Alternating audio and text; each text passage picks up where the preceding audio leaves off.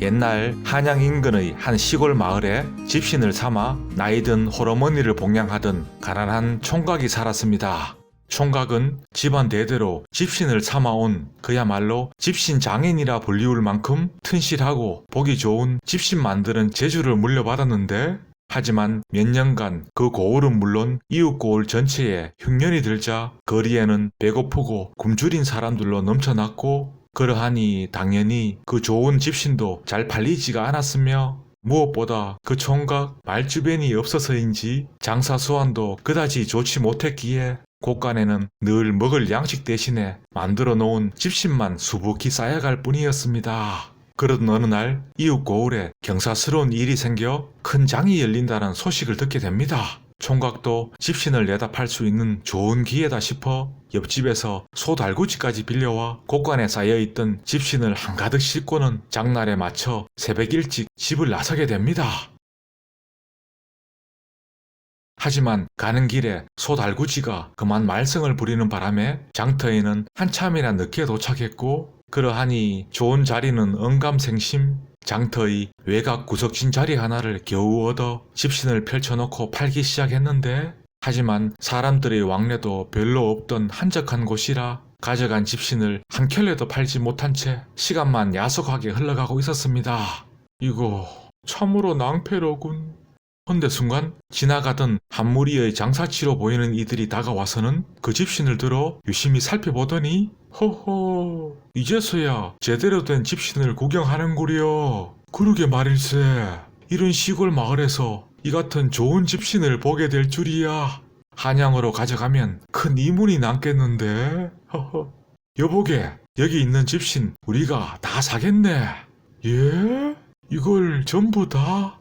자, 그렇게 총각은 가져간 집신을 다 팔게 되었고, 그 받은 돈으로 쌀도 2가만이나 사서는 의기양양하게 집으로 돌아갑니다. 날이 다 저물어서야 집 앞에 다다랐는데, 순간 한 남루한 옷을 걸친 이가 다가와서는, 아니, 쌀을 2가마니씩이나? 염치 없지만 밥 한 끼 얻어먹을 수 있겠소. 하루 종일 아무것도 먹은 것이 없어서. 에구, 그리 하시지요. 저 옆방에서 잠시 기다리고 계시면 내 얼른 어머니 식사부터 챙겨드리고 밥상을 차려가겠습니다. 보아하니 무슨 사연이 있는 것 같은데, 나는 이웃 고을에 사는 담배 장수요. 한양에 담배 시세가 좋다 하여 빚까지 얻어 몇 짐을 싣고 올라갔는데 어이없게도 그만 사기를 당하고 말았소. 내가 그렇게 눈뜨고 코 베일 줄은. 집에서는 내가 돌아오기만을 기다리고 있고 먹을 양식도 다 떨어져 가는데 차마 빈손으로 집으로 갈 수가 없어 이렇게 며칠째 문전걸식을 하고 다닌다오. 그래도 식구들이 많이 걱정할 텐데 오늘은 여기서 주무시고 내일 날이 밝으면 집으로 돌아가시지요. 또 길이 열리지 않겠습니까? 오늘은 모처럼 어머니와 함께 이 방에서 자야겠네요. 작은 방에는 아까 그 손님이 주무셔야 해서. 그나저나 저렇게 쌀을 2가만이나 들여놓으니 세상을 다 가진 듯 뿌듯합니다. 허허, 그러게나. 네가 집신 삼느라 이만저만 고생한 게 아닌데 조상님이 도와주신 모양이구나. 자, 많이 고단할 텐데 어서 자자꾸나. 예. 그런데 새벽 무렵 목이 너무 말라 잠에서 깨어난 총각. 살며시 부엌으로 가서는 물 한 바가지를 마시려 하는데 순간 곳간 옆 울타리 쪽에서 무슨 소리가 들리고 궁금한 마음에 그곳으로 가봅니다. 그 작은 방에 묵고 있던 담배 장수가 울타리 아래쪽에 끼어버린 쌀 한 가마니를 울타리 너머에서 그걸 끄집어내려 안간힘을 쏟고 있는 겁니다. 총각은 당황스럽고 어이없었지만, 아이고, 오죽했으면 저렇게라도 쌀을 훔쳐 집으로 갈 모양이구나. 저녁 때 보니 신고 있던 신발도 다 헤어졌던데. 그리고는 조용히 다가가 그 울타리 아래쪽에 끼어버린 쌀가마니를 슬그머니 바깥쪽으로 밀어줍니다. 새 집신 한 켤레와 함께. 그리고는 모른 체 하며 그냥 방으로 들어가는데 울타리 밖의 그 담배 장수 주체할 수 없는 눈물만이 하염없이 흘러내립니다. 그로부터 몇 달이 흐른 어느 날 울타리 아래쪽에 웬 보자기가 놓여 있었는데 열어보니 대략 반말 정도의 쌀이 담겨 있는 겁니다. 다음 달에도 그 다음 달에도 초하루만 되면 어김없이 쌀주머니가 놓여져 있었고 총각은 너무나 의아한 마음에 어찌된 영문인지 알아보려 했지만 꼭 깊이 잠든 새벽에 소리 소문 없이 놓여져 있는지라 도무지 그 내막을 알 길이 없었습니다. 내일이 다시 초하루니 이번에는 기필코. 그리고는 일찌감치 잠자리에 들어서는 다음날 꼭두 새벽에 일어나서 아예 집에서 약간 떨어진 숲풀 사이에 몸을 숨긴 채 울타리 쪽을 몰래 지켜보고 있었습니다. 하지만 아무런 일도 일어나지 않았고 곧 동이 터오는데 어찌 아직. 그런데 순간 한 여인이 울타리로 다가와서는 그 아래쪽으로 쌀주머니를 들이미는 겁니다. 총각이 급히 달려와서는 이보시오 낭자. 그대는 도대체 누구이며 어찌된 영문으로 매달 초하루만 되면 이리 하시는 게요. 예전에 여기에서 쌀 한 가마니를 훔쳐간 사람을 기억하시는지요? 그 사람이 바로 저희 아버지입니다. 예? 어머니는 얼마 전에 세상을 떠나셨는데 엎친 데 덮친 격으로 집에는 먹을 양식이 다 떨어져 갔고 무남 동료 외동딸인 저희 홍기까지 차오르자 아버지는 저 시집 보낼 미천이라도 장만할 요량으로 빚을 잔뜩 내어서는 한양으로 담배를 팔러 가셨습니다. 한참이 지나서야 돌아오신 아버지는 쌀 한 가마니만을 들고 오셨는데 그로부터 며칠 동안을 아무 말씀도 없이 그저 하염없이 눈물만 흘리셨고 나중에서야 그 모든 자초지종을 들을 수가 있었습니다. 얼마 뒤 마음을 추스리신 아버지는 다시 장사를 하러 떠나셨고 그 사이에 저는 삭바느질 일을 하여 아버지가 훔친 그 쌀을 대신 조금씩 갚고자 했던 것입니다. 그리 된 영문이구려. 그럼 이제 더 이상 그 쌀은 가져오지 마시고 대신에 장날이 되면 내가 만든 집신 파는 일이나 좀 도와주시겠소? 집신 만드는 것만큼은 이 세상 제일이라 자부할 수 있는데 말 주변이 없어서 그런지 장터에만 나가면 그만 꿀먹은 벙어리가 되어버린다오. 자, 그리하여 그 총각과 처자는 장날만 되면 장터에서 함께 집신을 팔았는데 곱상하게 생긴 처자가 사근사근하게 집신을 파니 반나절도 다 되기 전에 가져간 집신은 늘 동이 나고 그렇게 시작된 두 사람의 인연은 서로의 마음이 통하고 점차 정이 깊어지게 되자 마침내 부부의 연으로까지 이어지게 됩니다.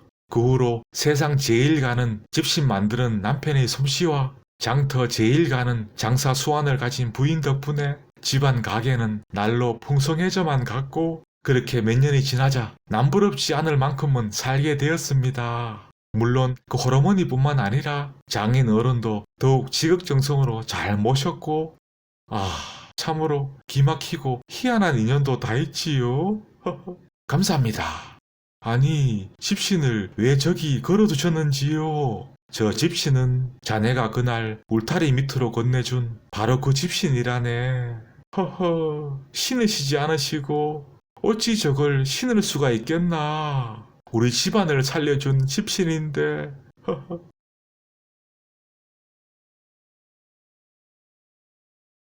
옛날에 어느 양반이 자기 마누라가 늙어가니깐 젊은 첩을 하나 얻어 따로 살림을 차려두고는 큰 집과 작은 집 사이를 왔다 갔다 하고 있었습니다. 첩을 놓고 보니 본 마누라와 첩은 서로 다른 점이 많았는데 작은 마누라한테 가면 그 달여 내놓는 약의 분량이 늘 똑같았지만 본 마누라가 달인 약은 한 대접 가득 넘쳐날 때도 있었고 어느 날은 그만 태워버려서 몇 숟갈밖에 안 되는 때도 있었습니다. 하루는 그 양반 신고 있던 버선이 헤어져 급히 기어 달랬더니 본 마누라가 그 버선을 다 꿰매고 나서 마지막 매듭을 짚고는 이빨로 실을 물어뜯어 끊는 겁니다. 신고 있던 냄새나고 지저분한 버선을 기우면서 이빨로 물어뜯는 마누라를 보면서 한편으론 측은한 마음이 들었습니다. 아니, 가위를 쓰지 않고 이 실 하나 끊는데 무슨 가위가 필요하답니까? 그냥 이빨로 끊으면 되지. 며칠 후 작은 집에 머물고 있었는데 아 그래 여기서는 어찌하는지 한번 보자. 그리고는 가위를 몰래 숨겨둔 채 버선에 일부러 구멍을 내고서는 첩에게 급히 기어달라고 말합니다. 그러자 그 작은 마누라 버선을 다 꿰매고 나서는 무언가를 찾기 시작하는 겁니다. 아니 뭐 하는 게요? 급하다니깐. 혹시 여기 놓아둔 가위 못 보셨나요? 분명 여기 있었는데 그냥 이빨로 끊으면 될 것을. 에구 깨끗한 버선이면 몰라도 신고 있던 버선인데 잠깐 기다려봐요. 부엌 가위라도 가져오게. 하루는 하인을 불러 말합니다. 지금쯤 작은 집에서 내 먹을 약을 한창 다리고 있을 게다. 오늘은 내가 움직일 수 없으니 네가 대신 그 약을 가지러 왔다는 핑계를 대고서 어찌 그 내오는 약의 분량이 늘 일정하게 똑같은지 한번 알아보거라. 잠시 후 하인이 그 작은 댁에 가보는데 마침 약을 다려 나오는 겁니다. 그런데 너무 졸였던 탓인지 대접에는 약이 반도 안 차게 들어있었고 이대로 전해주면 될까요? 잠깐 기다리거라. 그리고는 물 한 사발을 떠와서는 약 사발에 부어 넣습니다. 자, 이제 가져가거라. 아, 이렇게 맞추시는군요. 이것도 요령이니 너도 잘 알아두어야 한다. 허허. 그럼 약이 넘쳐날 때는 어찌하나요? 그거야 간단하지. 그냥 넘쳐나는 만큼 버려버리면 되니. 아, 예. 허허. 그래서 양이 매번 똑같았구만. 버선 꿰맬 때의 일도 그렇고 양반은 그날부터 그 첩에 대한 정남이가 뚝 떨어졌다 합니다. 오늘 또 약을 너무 많이 졸인 모양이구려. 나이가 들다 보니 정신이 오락가락하네요. 그럼 아래 사람한테 시키지 않고 영감이 드시는 약인데 그리 할 수는 없지요. 역시 조강지처는 뭐가 달라도 다른 모양입니다. 감사합니다. 옛날 어느 고을에 욕심 많은 한 부자 양반이 살고 있었습니다. 그는 틈만 나면 동네 곳곳을 기웃거리며 돌아다녔는데 그러다가 마음에 드는 좋은 물건이 눈에 띄면 돈은 눈곱만큼만 찔끔 찔러주고서 물불 가리지 않고 생떼를 부려서 기어이 그것을 자기 집에 갖다 놓아야 적성이 풀리는 그런 위인이었습니다. 그러하니 동네 사람들은 그를 보기만 하면 피하기 바빴고 아나무인 고약하기 이를 데 없는 무지막지한 욕심쟁이라 다들 험담하고 비꼬기 일쑤였습니다. 이를 보다 못한 옆집에 살고 있던 강생원이라는 사람이 그 욕심쟁이 부자 양반을 골탕 먹이고 고약한 버릇도 고쳐주려 작심을 합니다. 부인, 꿀 넣은 찹쌀경단을 좀 만들어 주시오. 아, 요즘 먹을 양식도 다 떨어져 가는데. 허허, 기다려 보시오. 나중에 큰 돈으로 돌아올 터이니. 다음날 부인이 찹쌀 꿀경단을 만들어 건네주자 강생원 그 경단을 실로 꿰어 뒤뜰에 있는 감나무 가지에다 주렁주렁 매달아 놓습니다. 그리고는 감나무에 꿀떡이 열렸다 소문을 내는데 뭐라? 꿀떡이 어찌 감나무에? 아니 여보게 그게 사실인가? 꿀떡이 열리다니 한번 보시겠소? 그 욕심쟁이 부자 양반을 뒤뜰의 감나무로 데려가서는 잠깐 기다려보시오. 내 꿀떡 몇 개를 따올 테니. 그 따온 꿀떡을 맛보는 부자 양반? 아니 어찌 이런 일이? 이 꿀떡 나무 내게 파시오. 돈은 얼마든지 주리다. 허허. 다른 것은 몰라도 어찌 이런 보물나무를 판단 말이오. 그냥 돌아가시오. 나무를 확 베어갈 수도 없고 욕심쟁이 부자 양반의 속은 부글부글 끓어오르는데. 다음날 강성원 집에서 키우던 강아지에게 밥은 먹이지 않고 꿀을 먹입니다. 그렇게 한 사흘 동안 꿀만 먹이니 강아지는 꿀똥을 누게 되고. 뭐라? 이번에는 강아지가 꿀똥을 눈다고? 저 집에는 어찌 온통 꿀범벅이란 말인가? 어디 있나 그 꿀강아지? 허허. 바로 저 강아지요. 그리고는 그 강아지의 꽁무니에 접시를 갖다 대고서는 강아지의 배를 꾹 누르자 노란 꿀똥이 쑥 나오는 겁니다. 강생훈이 그 꿀똥을 한 입 맛보고서는 허허, 요즘은 더 달고 맛 좋은 꿀을 누는군. 그러자 그 욕심쟁이 양반도 그 꿀똥을 찍어 먹어보는데 진짜로 꿀맛인데 이거? 이 강아지 내게 파시오. 지난번 그 떡나무는 어찌할 수 없었지만 이 강아지만은 무조건 사가야겠소. 바로 2냥을 드리리다. 어림없는 소리 마시오. 2냥이라니. 그럼 10냥? 그냥 돌아가시오. 그럼 100냥? 그건 꿀 누는 강아지에 대한 모독이요. 500냥은 내셔야지.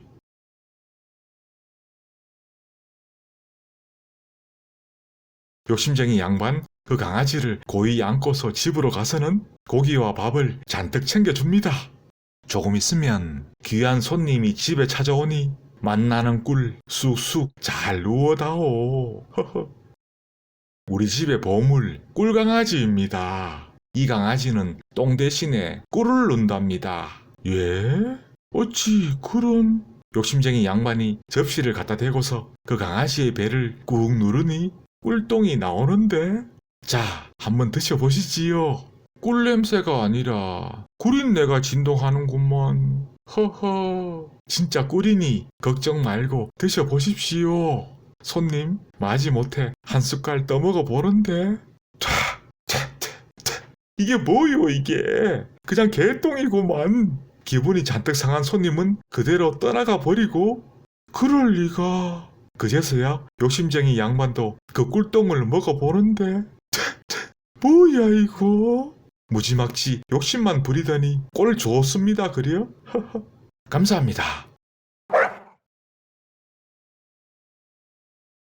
옛날 어느 고을에 마음씨 착한 한 바보가 살고 있었습니다. 그 바보는 어릴 때부터 변변치 못하더니 나이가 들어도 마찬가지였습니다. 아무리 그를 가르쳐도 금방 까먹기 일쑤였고 생각하는 것도 좀 모자라서 남들 보기에 우스운 행동을 자주 했습니다. 바보의 아버지는 부인을 일찍 여의고 쓸쓸히 그 아들 하나만을 곁에 두고 살았는데 어느 날엔 그만 심한 곧불에 걸려 열도 나고 다리까지 다쳐 자리에 멈춰 눕게 됩니다. 하필이면 그때 이웃 마을에서 초상이 났다는 연락을 받게 되고 평소에 절친하게 지내던 노인의 초상이라 직접 찾아가 문상을 해야 하는데 꼼짝달싹 할 수 없으니 낭패가 아닐 수 없었습니다. 생각 끝에 그 아버지는 바보 아들을 상가에 보내기로 하고 신신당부를 하는데 네가 아마도 조문하는 일은 처음일 게다. 지금 너에게 상가의 인사법을 가르쳐준다 해도 금방 잊어버릴 터이니 차라리 그곳에 가서 다른 점잖은 사람들이 하는 것을 보고 그대로 따라 하도록 하거라. 절대 실수를 해서는 안 된다. 자, 그렇게 바보는 아버지 대신 상갓집을 찾습니다. 난생 처음 조문을 하는 터라 어느 때보다도 신중하게 행동해야겠다 싶어 본받을 만한 점잖은 이가 오기를 그 집 대문 앞에서 기다리고 있었는데 잠시 후 한 노인이 찾아오는 겁니다. 옳지, 저 어르신을 그대로 따라하면 실수가 없겠지. 바보는 그 노인을 따라가 조용히 먼 발치에서 지켜보는데 먼저 빈소 앞에 가서 향을 피우고 절을 2번 하고는 상주와 맞절을 하며 위로의 말을 건네는 겁니다. 자네 아비도 여든 나도 여든이어서 서로 먼저 죽는다고 했는데 결국 이 무정한 사람이 먼저 가다니. 잠시 후 바보의 차례. 조금 전 그 노인이 한 그대로를 잘 따라 했고 이제 마지막 위로의 말을 건넵니다. 자네 아비도 여든 나도 여든인데 결국 이 무정한 사람이 먼저 가고 말았구나. 상주가 어이가 없어 말합니다.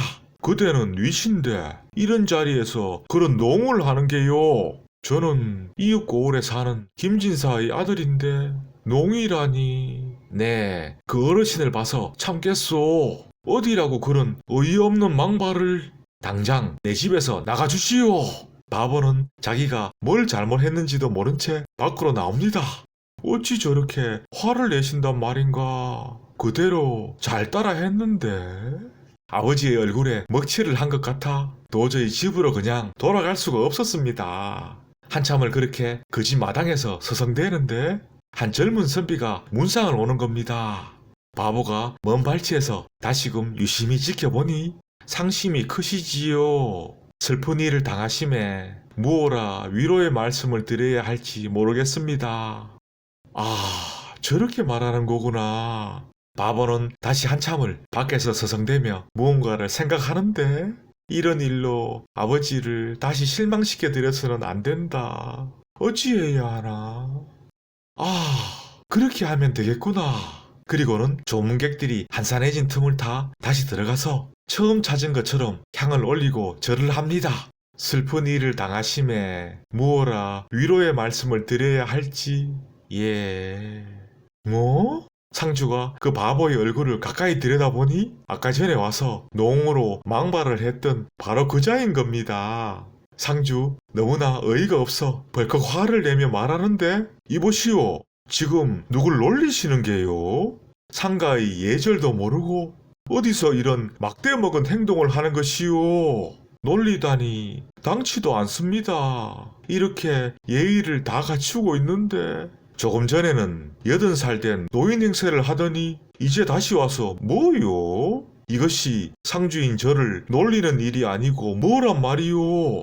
허허, 오해를 하셔도 단단히 하셨네요. 아까는 다리를 다쳐 여기를 찾지 못하는 제 아버지의 문상을 대신한 것이고 지금은 제가 문상을 하는 겁니다. 제 아버지의 목과 제 몫을 가려서 인사를 드린 건데. 예? 상주가 곰곰이 생각해보니 그 말도 일리가 있어. 내가 큰 오해를 한 것 같소. 역정을 내서 미안하오. 용서해 주시오. 허허. 바보의 머리에서 어떻게 그런 재치 있는 생각이 떠올랐을까요? 아니, 아까 전에도 그 큰 메밀묵 하나를 다 먹어놓고서는 또 먹나? 아까 전 거는 아파서 여기 오지 못한 마누라 몫이고 요것이 내 몫이라네. 허허, 그런가? 감사합니다.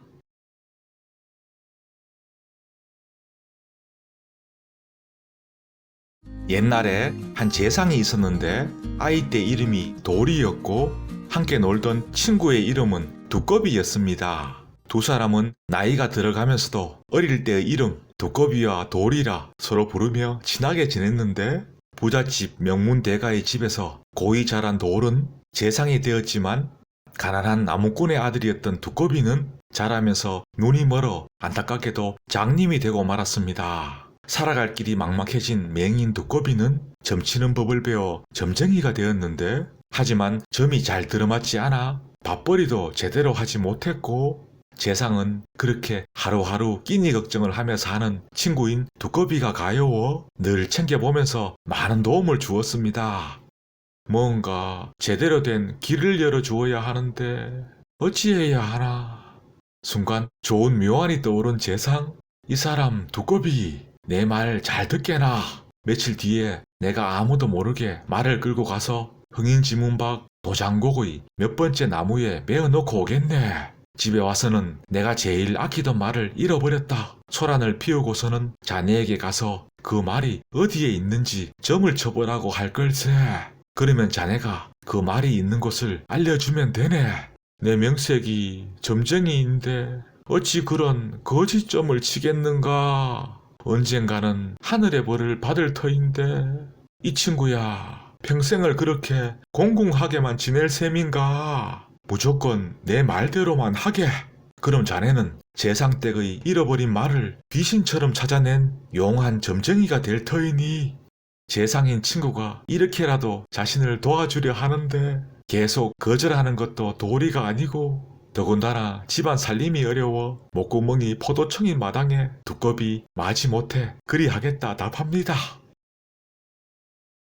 며칠 뒤 그 두꺼비의 집으로 재상댁 하인이 찾아오는데 그렇게 잃어버린 말을 다시 찾게 되자 금방 그 소문은 한양 곳곳으로 퍼져나갔고 다음날부터 두꺼비의 집에는 점을 보러 온 사람들로 문전성시를 이루게 됩니다. 졸지에 두꺼비는 한양 제일 가는 용한 점쟁이가 되어버렸고 살림살이 역시 넉넉해지게 되었습니다.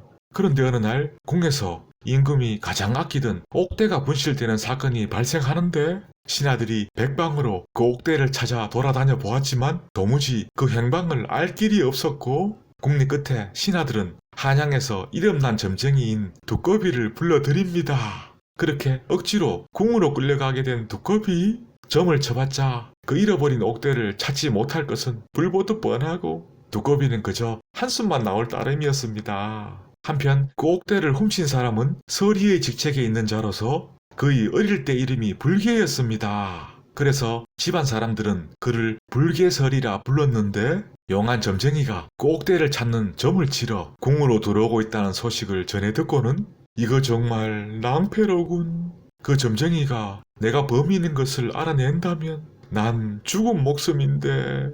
불안한 마음에 그 점쟁이의 동태를 살피고자 나가봅니다.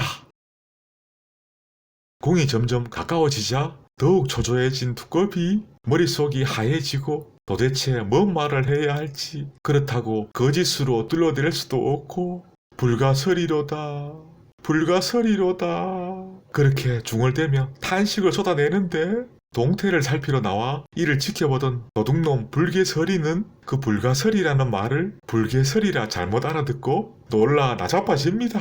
저희가 벌써 그 도둑이 나란 걸 다 알고 있는 것이 아닌가. 그리고는 황급히 두꺼비에게 달려가서는 귓속말로 조용히 말하는데 어르신 죽을 죄를 졌습니다. 제가 바로 불개설이입니다.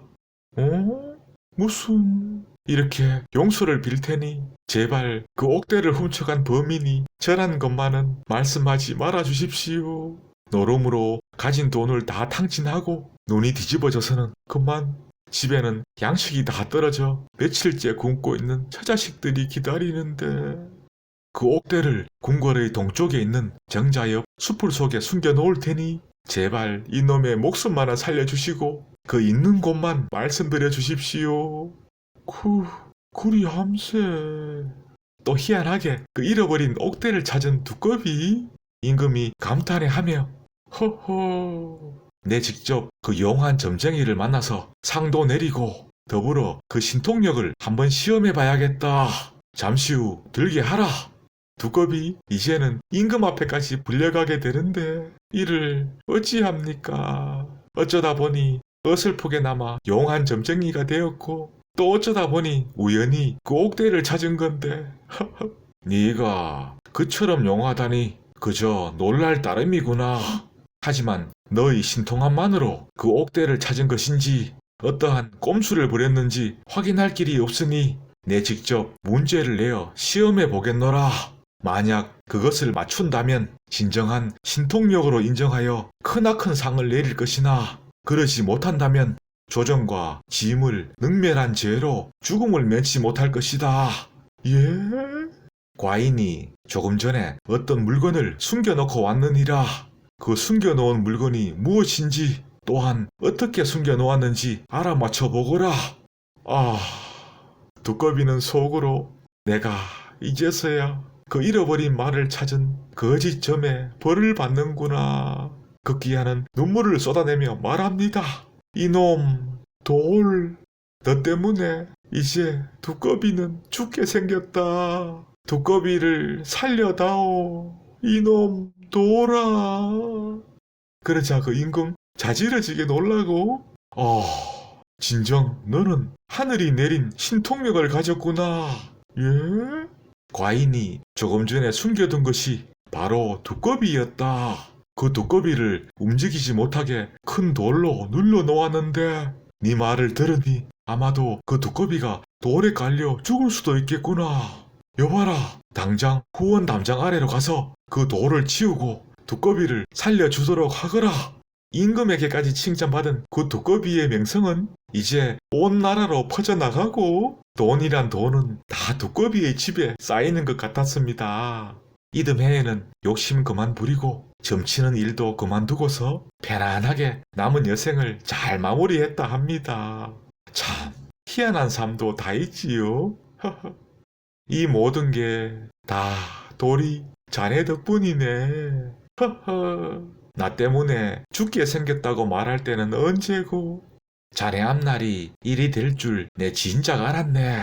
어디 나도 점이나 쳐볼까나. 그렇다면 내가 열심히 그 비법을 알려줌세. 감사합니다. 옛날 어느 산골에 홀어머니를 모시고 항아리 장사를 하여 생계를 꾸려가던 선일이라는 청년이 살았습니다. 선일이는 심성이 착하여 어머니를 극진히 보살폈는데 하루는 어머니가 진지를 거의 드시지 않는 겁니다. 그 연유를 여쭤보니 입맛이 통 없구나. 고기라도 좀 먹었으면 좋으련만. 허허. 안 그래도 이번 장날에 항아리를 내다 팔면 고기라도 사와서 대접해드릴 참이었는데 조금만 기다려보세요 어머니. 며칠 후 장이 들어서는 날이 되자 선일이는 그동안 빚어온 항아리들을 지게에 짊어지고서는 길을 나섭니다. 장터까지 가려면 산고개 하나를 넘고 강을 건너야 하는데 산마루에 다다랐을 무렵 숨이 차올라 잠시 쉬어가려 지게를 내려놓습니다. 산 아래로는 강가 나루토의 모습이 한눈에 들어오고 그런데 잠시 후 해오리 바람이 돌풍처럼 불어오는데 순간 지게가 넘어지면서 항아리들이 전부 깨지고 맙니다. 선일이 놀라 나자빠지고 이를 어찌하면 좋습니까? 항아리를 내다 팔아야 쌀도 사고 어머니께 대접할 고기도 살 수 있는데 너무나 기가 막힌 나머지 땅바닥에 주저앉아 그저 하염없이 눈물만 쏟아냅니다. 안되겠다. 고을 원님이라도 찾아뵙고 하소연해 볼 수밖에. 호호, 해오리 바람이 불어와 지게가 넘어진 것을 집에는 먹을 양식이 다 떨어져 가고 저야 한 끼 굶는 것은 별일도 아니지만 저희 어머니가 걱정되옵니다. 입맛이 없으시고 무엇보다 고기를 드시고 싶다 하셨는데 제발 어찌 좀 해결해 주십시오. 난감해진 사또. 그 착한 젊은이의 사정은 딱하지만 바람이 불어와 지게가 넘어진 것을 어찌해야 한답니까? 사또는 한동안 깊은 생각에 잠기는데 잠시 후 눈을 번쩍 뜨더니 이방에게 말합니다. 지금 즉시 나루터로 가서 남쪽으로 가려는 배주인과 북쪽으로 가려는 배주인을 불러오시오. 그대는 언제 남쪽으로 떠날 건가? 남풍이 불기만 하면 바로 떠날 작정인데 지금은 그저 남풍이 불기만을 기도드리고 있을 뿐입니다. 그럼 그대는? 벌써 나루토에서 기다린 지 사흘째입니다. 북풍이 불어오지 않아서 그저 북풍이 불기만을 손꼽아 기다리며 주문을 넣고 있었습니다요. 허허, 그대들이 바로 범인이었군. 예? 한 사람은 남풍아 불어라 그렇게 빌고 있었고 다른 한 사람은 북풍아 불어라 주문을 넣고 있었으니 그 바람이 어찌할 줄을 몰라 뱅뱅 돌다가 해오리 바람이 되고 말았다. 결국 그 바람은 산마루에서 쉬고 있던 저희의 지게를 넘어뜨려 항아리들을 모조리 깨트려 버렸고 그러하니 그 주문을 외운 그대들의 죄가 적지 않다. 자, 이제 그 곤장의 벌을 받겠느냐? 아니면 그 깨진 항아리 값을 내놓고 가겠느냐? 고을 원님의 불효령에 놀란 배의 주인들은 항아리 값을 내놓고는 도망치듯 떠나가 버립니다. 자, 이 돈으로 어서 먹을 양식을 사서 집으로 돌아가거라. 어머님이 많이 기다리시겠다. 그리고 고기는 이것으로 대접해드리고 너희 효성이 지극하여 내리는 상이다. 고맙습니다. 자네가 먼저 남풍아 불어라 그렇게 주문해서 떠나면 나는 북풍의 주문을 넣어 떠나겠네. 그리 해야겠구먼. 이보시오들. 자, 이 돈 받으시오. 사또께서 자주 남쪽으로 또한 북쪽으로 행차하실 일이 많다고 그 배싹을 미리 계산해 주랍니다. 허허, 고맙소. 감사합니다. 옛날 어느 고을에 시집 온 지 얼마 안 된 한 새댁이 살고 있었습니다. 얼굴이 곱고 심성이 착했던 그 새댁은 정성껏 시부모를 봉양하고 남편을 받들었으며 집안 살림살이도 알뜰살뜰 잘 챙겼습니다. 남편 또한 성격이 온순하고 착한 성실한 사람이었는데 그러하니 고을 사람들은 늘 한몫해 보이는 그 집안을 다들 부러워했습니다. 하지만 새댁에게는 큰 고민거리가 하나 있었는데 그것은 바로 남편의 못된 술버릇 때문이었습니다.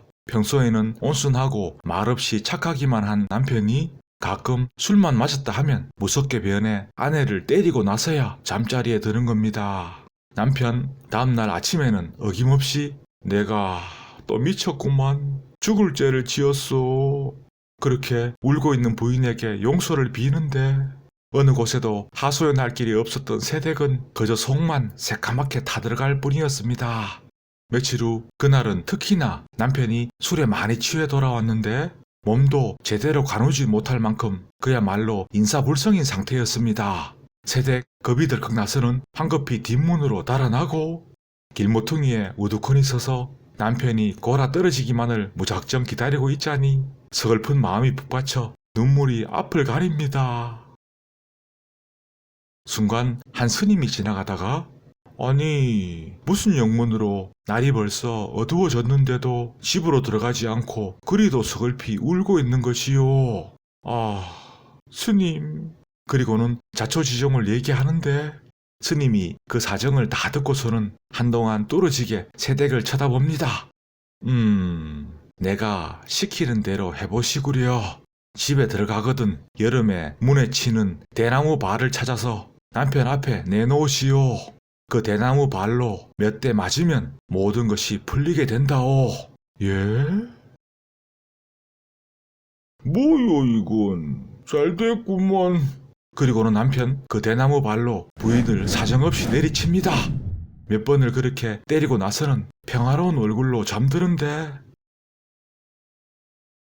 그런 일이 있은 후 정말 신기하게도 남편의 그 못된 술버릇은 씻은 듯이 사라지게 되고 그러하니 이제 근심 걱정거리 하나 없이 그저 행복하기만 한 세댁.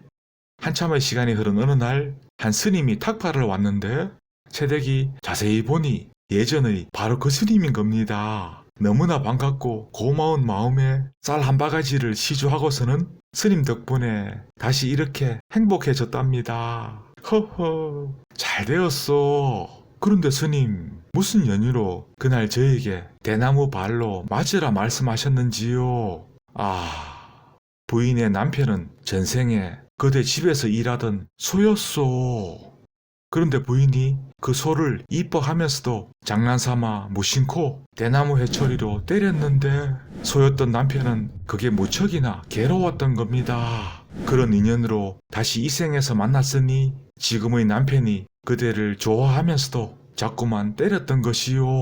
그 전생의 업보는 그대가 소의 잔등을 때린 수만큼 맞아야 소멸되는데 내가 대나무 발로 맞게 한 것은 발을 짠 가는 대나무 하나하나가 회초리가 되어 부인이 맞아야 할 매를 한꺼번에 맞게 해주기 위함이었소.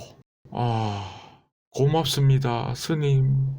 이 세상의 모든 삶이 전생과의 인과응보로 엮여 있다면 다음 생의 복됨을 위해서는 지금 부지런히 덕을 쌓아 나가야겠네요. 감사합니다.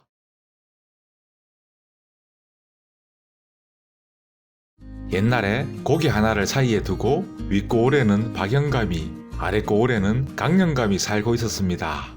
두 영감은 혈육보다 더 친하게 지내는 사이였는데 박영감이 안 보이는 날엔 강영감 댁에 있는 날이요. 강영감이 보이지가 않는 날엔 박영감을 찾는 날이었습니다. 우리가 이렇게 의좋게 지내다가 둘 중 한 명이 먼저 세상을 뜬다면 남은 사람은 얼마나 쓸쓸하겠는가. 그러하니 만일 자네가 먼저 가게 되거든 금세 나를 데려가 주게. 내 말이 그 말일세. 자네도 지체 말고 나를 데려가게나. 그런데 옆에서 그 소리를 자주 듣던 이웃에 사는 젊은 아낙네들이 두 영감이 정말 그렇게도 의좋은 사이인가 장난삼아 시험해 보기로 합니다. 다음날 한 아낙네는 박영감의 집으로 가고 다른 아낙네는 강영감의 집으로 가서는 영감님, 저 제너머에 사는 박영감이 간밤에 그만 돌아가셨답니다. 뭐라? 이를 어찌한다나. 당장 가봐야겠구먼. 강영감이 글쎄 밤사이에 숨을 거두셨답니다. 뭐라? 이런... 자, 그렇게 박영감과 강영감은 서로 친구의 집을 급히 찾아가는데 고개 위에서 그만 딱 마주칩니다. 그런데 죽었다던 박영감이 저쪽에서 걸어오자 이를 본 강영감은 놀라 나자빠지고 박영감 또한 이쪽으로 걸어오는 강영감을 보고서는 기절초풍을 합니다. 피차 상대방을 홀령으로 생각하고는 둘 다 얼어붙은 듯 그 자리에서 꼼짝도 못하고 서 있는데 잠시 후 겨우 발걸음을 떼서는 서로 옆으로 슬금슬금 피해갑니다. 필시 나를 데려가려는 모양이구먼. 이렇게 바로 나를 데려가려 하다니 조금 더 살아야 하는데 아직 할 일이 많이 남았는데. 그렇게 둘은 서로에게 눈길 한번 주지 않고 지나쳐서는 귀신 쫓는 전원을 외면서 불이 나게 달아나 버립니다. 어? 이런 고얀. 우리 이제 서로 데려가겠다는 그런 약조 따위는 하지 말고 그냥 제 명대로 살다 가세나. 허허, 그리 함세나. 두 분 우정 변치 마시고 만수무강하십시오. 감사합니다. 사육신의 한 사람이었던 유흥부가 젊은 시절에 겪었던 이야기입니다. 그가 강한 활과 쇠뇌를 가지고 무가를 보러 가던 길이었는데 노루 한 마리가 길을 가로질러 달려가는 겁니다. 어디 나의 활 쏘는 기량을 시험이나 해보자. 그리고는 노루를 향해 활을 쏘았지만 빠르게 도망가는 노루를 잡을 수가 없었습니다. 정신없이 따라가 보았지만 노루는 이미 사라져 버렸고 길도 잃어버리고 해도 저물고 말았습니다. 오도 가도 못하는 난처한 상황. 순간 산속 개울가 옆으로 기와집 한 채가 보이고 급한 마음에 달려가 대문을 두드리니 젊은 여종이 나오는데 이 집에는 남자가 없어 손님을 받을 수가 없습니다. 과거를 보러 가는 길인데 해도 저물고 길까지 잃어버려 여기까지 왔노라. 먹을 밥도 불 땐 방도 필요 없으니 그저 하룻밤 묵어 갈 수 있도록만 해다오.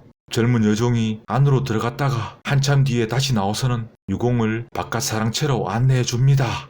잠시 후 정갈한 밥상과 함께 한 소복을 입은 나이가 17, 18세쯤 되어 보이는 아리따운 처자가 방으로 들어오는데 여자의 예법도 지키지 못하고 이리 찾아뵙는 것은 소녀의 원한이 너무나 커서이옵니다.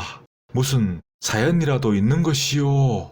저희 아버지는 천성이 한적한 곳을 좋아하고 산수를 사랑하여 이곳에 집을 지어 세상과 연을 끊고 살았습니다. 저희 집은 본래 부유하고 노복들도 많이 두었는데 어느 날 그중 힘세고 흉악한 종놈에게 부모 형제들이 모두 처참히 살해당하고 이제 저 한 몸만 남았습니다. 그놈은 그런 저와 혼인을 하려 발버둥을 치고 있지만 아직 상복을 벗지 못한 몸이라는 핑계로 완강히 버티어왔습니다. 그것은 3년 안에 꼭 저희 한을 풀어줄 이가 나타나리라는 믿음 때문이었습니다. 하지만 이제 상복을 벗을 날이 얼마 남지 않았는데 오늘 이렇게 하늘이 도와 대인을 만났으니 저희 원수를 갚아주신다면 지금 죽어도 여한이 없겠습니다. 그래.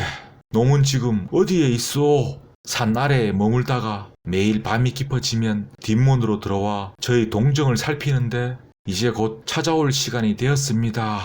그놈이 보이면 횃불을 밝히시오. 네, 활과 화살을 준비하리다. 너무나 힘이 세고 더군다나 민첩하기까지 하니 반드시 숨어 계시다가 몰래 활을 당기셔야 합니다. 잠시 후 앞마당에 그 종놈이 나타나고 횃불이 훤히 밝혀집니다. 오늘은 웬일로 나를 이리 환대해 주는 거요? 우리 이쁜 아씨께서 손수? 몰래 숨어있던 유공, 저놈이구나. 순간 당당히 마당으로 나서는데 너 같은 놈을 숨어서 죽이는 것은 마땅치 않다. 네 놈이 아주 죽고자 작정을 했구나. 많은 화살도 필요치 않다. 단 3발의 화살로 너를 죽여주마. 3발이라? 만약 3발 안에 너를 죽이지 못한다면 내 마땅히 너에게 죽을 것이다. 네 마음대로 해보거라. 유공 그놈을 향해 화살 하나를 힘껏 쏩니다. 하지만 그 종놈은 날아오는 화살을 피하기는커녕 단번에 손으로 낚아채서는 그 자리에서 두 동강을 내버립니다. 놀라는 유공. 하지만 차분히 두 번째 화살을 더욱 힘껏 쏩니다. 그러나 이번에도 그 종놈은 날아오는 화살을 잡아채는데 이제 니놈의 목숨줄이 걸린 화살 한 발만 남았구나. 그리고는 껄껄 웃어댑니다. 잠시 망설이던 유공, 3번째 마지막 화살을 장착하고서는 활 시위를 당깁니다. 아니나 다를까 그 종놈 이번에도 화살을 잡아채는데, 하지만 순간 앞쪽의 화살 총만이 그대로 날아가 가슴팍에 꽂히고 놈은 그 자리에서 피를 토하고 죽고 맙니다. 이게 어찌된 영문이냐면, 유공 세 번째 화살을 쏘기 전 그놈이 비꼬듯 껄껄 웃어대는 틈을 타 마지막 화살의 활촉을 뽑았다가 다시 꽂아 쉽게 빠지도록 해놓았던 것입니다. 다음날 길을 나서려는데 처자가 눈물을 흘리며 말합니다. 부모의 원수도 대인 덕분에 갚았고 여자의 절개도 보존케 되었으니 이제 무슨 여한이 있겠습니까? 남은 생 대인을 시중두는 첩이 되어 길이 모시며 살다가 한날 한시에 떠나도록 허락해 주십시오. 하지만 유공 엄한 말로 거절하는데 내 노루를 쫓아 이곳에 들른 것뿐이요. 그 원수를 갚은 것은 그대의 효심이 하늘을 감동시킨 소치요. 나에게 무슨 공로가 있겠소? 이렇게 그냥 떠나신다면 소녀는 대인의 큰 은혜도 갚지 못하고 살아가야 하옵니다. 그럴 바에는 차라리 생을 마감토록 하겠습니다. 그러하니 부디 대인의 첩이 되어 그 은혜를 갚을 수 있도록 해주십시오. 허허, 이거 참...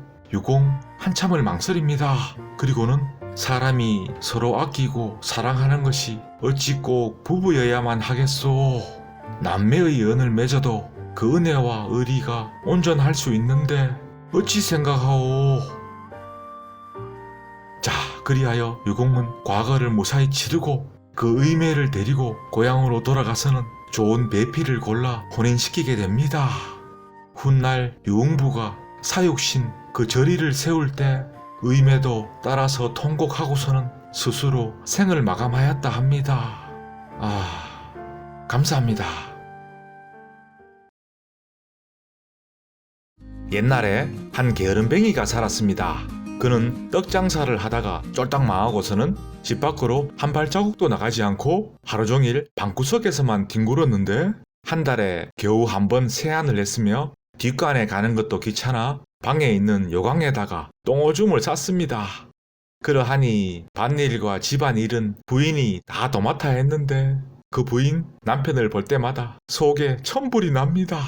아니, 도대체 당신 왜 이러시는 거예요? 다시 정신 차리고 일어설 생각은 하지 않고 이제는 모든 것이 다 귀찮소. 다음날 부인이 시루떡을 한가득 빚어서는 이거라도 장에 가서 팔고 와요. 안 그러면 내가 확 죽어버릴 테니. 그 게으름뱅이 남편 어쩔 수 없이 떡을 짊어지고서는 멀리 떨어진 장터로 가는데 귀찮아서 아침도 먹지 않고 나오는 바람에 배가 많이 고파옵니다. 짊어지고 있던 떡이라도 좀 꺼내서 먹고 싶었지만 그것도 귀찮아서 그냥 계속 걸어가기만 합니다. 그런데 잠시 후 길 반대편에서 한 양반이 다가오는데 입을 쩍 벌리고 오는 겁니다. 호호, 날이 깼어도 배가 많이 고프신 모양입니다. 그려. 제 보침 속에 떡이 들어있으니 좀 꺼내주시면 나누어 드리겠습니다.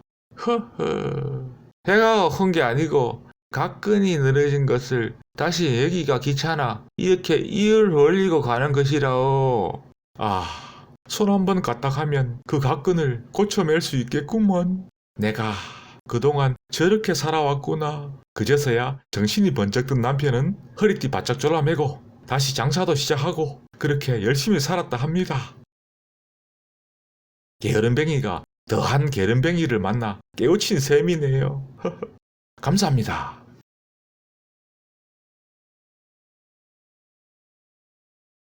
옛날에 조삼난이라는 한 충청도 명문대가의 후손이 살았습니다. 그는 오래전에 집안이 몰락하여 가난했던 데다가 그 부모까지 일찍 세상을 떠나자 늦은 나이가 되었어야 비슷한 처지의 부인을 맞아 겨우 장가를 들 수 있었습니다. 장손이었던 형이 물려받은 허름한 초가집에서 형네 식구와 동생인 조삼난, 그렇게 두 식구가 함께 살았는데 그 형은 오랫동안 글공부만 하느라 집안의 생계를 도모하지 못했고, 그러하니 두 식구들은 겨로 굶주린 배 채우기를 마치 부잣집에서 고기 먹듯이 하듯 그런 형편이었습니다. 하루는 조삼난이 삭바느질을 하고 있던 부인에게 말합니다. 당장 먹을 양식이 다 떨어진 마당에 이렇게 글만 읽고 있는 게 무슨 소용이란 말인가. 여기를 떠나 큰 고을로가 객점을 열고 술 장사를 시작해보는 게 어떻겠소. 양반 가문의 채통이 있는데 어찌 주막을 그 미천도 한두 푼 드는 게 아닐 테고 참으로 어려운 일이 아니겠습니까. 어려움을 극복하지 않고서 어찌 좋은 날이 저절로 찾아오기만을 기다린단 말이오. 채통, 그 체면 따위가 우리를 먹여 살리는 것도 아니고 혼인할 때의 예물들을 다 팔아 약간의 미천을 장만하고 부족한 돈은 내가 장터에서 짐꾼 노릇을 해서라도 마련할 테니 우리 작심하고 10년만 함께 고생해 봅시다. 자, 그렇게 조삼나는 며칠 뒤 새벽 동이 트기 전에 쓰고 있던 갓을 뭉개버리고서는 허름한 옷으로 갈아입고서 부인과 함께 몰래 집을 나섭니다. 동생이 집을 떠난 사실을 알게 된 형 탄식을 하며 모든 게 내 탓이로구나. 그 사이에 형은 과거 시험에 계속 낙방을 했는데 그러하니 집안 가세는 점점 더 궁핍에 저만 갔고 그런 어느 날 한양궁에서 별시가 치러진다는 소식을 듣고서는 주변에서 겨우 몇 냥의 노자를 빌려서 과거를 보러 길을 나서게 됩니다. 돈을 아끼려 문전걸식을 하며 꾸역꾸역 한양으로 가는데 손님들로 복세통인 어느 대로변 주막을 지나갈 때였습니다. 돈을 아껴야 하는데 오늘은 이미 날이 저물어 어쩔 수 없이 여기서 하룻밤 묵어가야겠구나. 그렇게 주막 안으로 들어서는데 낯익은 얼굴의 주모로 보이는 이가 맞이합니다. 아니, 재수씨, 아주버님이 어찌... 잠시 후 그 동생 조삼난이 행상들의 달구지와 말을 끌고 돌아옵니다. 오늘도 집 나르느라 고생 많았네. 자네 덕분에 일이 많이 수월해졌구만. 내일도 부탁함세. 예, 염려 마십시오. 그렇게 조삼난과 부인은 주막집을 운영하고 있었는데 5년 전 집을 나선 후 멀리 떨어진 이곳으로 와서는 장터 인근에 있는 집을 빌려 주막을 열고 그 부인이 주모가 되어 손님들에게 술과 음식을 팔았으며 조삼나는 장터와 주막집을 오가는 짐꾼 역할의 허드렛 일과 술과 떡을 빚어 내다 파는 장사치 행상을 하는 등 그야말로 하루도 쉬지 않고 닥치는 대로 일을 하여 왔습니다. 돈을 모아서는 그 빌린 주막집뿐만 아니라 주변의 다른 주막집 하나도 더 사서 운영하게 되었고 네가 어찌 양반 가문의 채통도 잊은 채 이런 일을 하고 있단 말이냐. 그 채통이 어디 밥이라도 먹여준답니까? 저는 몸이 많이 고단해서 그만 천천히 식사하시고 쉬시지요. 그리고 참 저 술 한 병은 형님께 그냥 내어드리는 걸로 하고 내일 떠나실 때 나머지 식사와 방값을 합해 10점만 계산해 주시지요.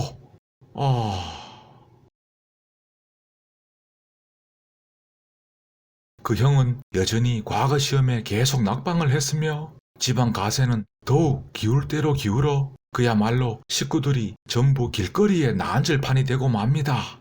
그런 어느 날 한 말쑥한 차림의 양반이 노비 여러 명과 소달구지를 끌고 왔는데 바로 그 동생 조삼난이었습니다.